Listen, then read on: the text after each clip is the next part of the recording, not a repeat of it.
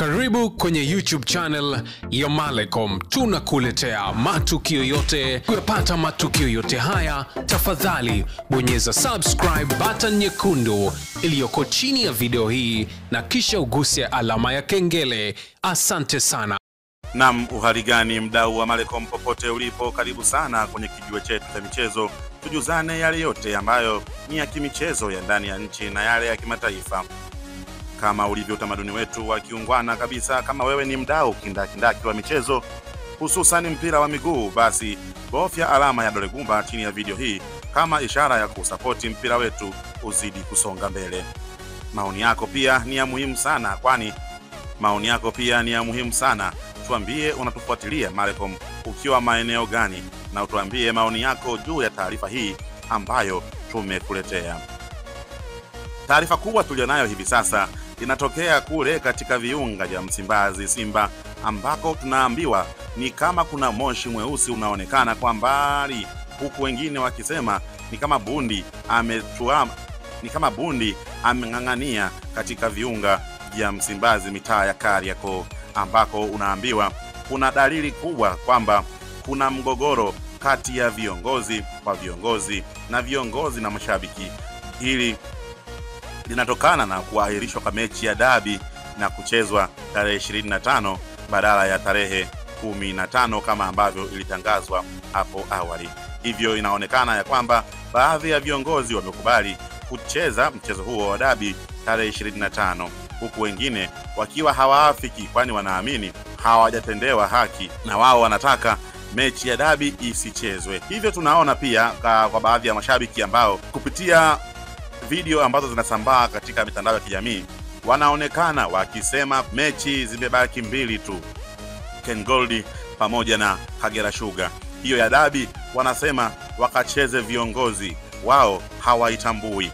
Ni sauti ambazo ni za mashabiki wa Simba wakati wakielekea Tabora kwenda kuisapoti timu yao dhidi ya Ken Gold. Lakini kwa upande wa mwenyekiti wa klabu ya Simba, yeye Murtaza Mangungu, ameweka wazi rasmi ya kwamba itashiriki kikamilifu kwenye mchezo wa kiporo namba 184 kama ulivyopangwa kuchezwa tarehe 25 mwezi wa 6 katika dimba la Benjamin Mkapa.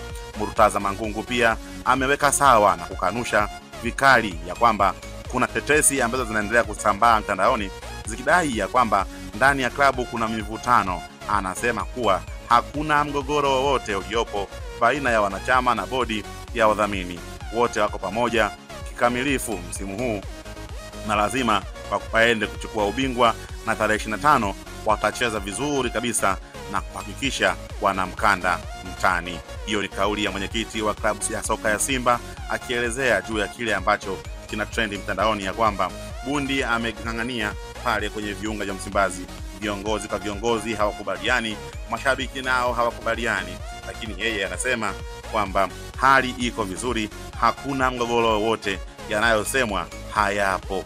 Lakini kama ushapita mtandaoni mara kadhaa, lazima utakuwa umekutana na hizo video ambazo zinaonesha kwamba kuna changamoto.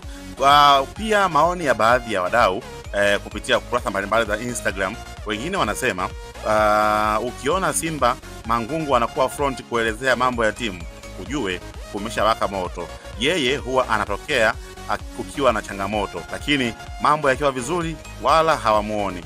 Mwingine hapa anasema Simba nguvu moja, hii mechi tunashinda na kombe tunabeba. Maoni ni mengi sana juu ya hichi ambacho kinaendelea, lakini sisi Malecom tunahitaji kujua wewe mdau wetu pia una maoni gani juu ya hichi ambacho kinaendelea.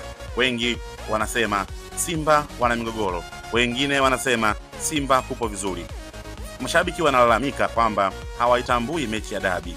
Mwenyekiti anasema dabi iko pale pale na watacheza vizuri kabisa.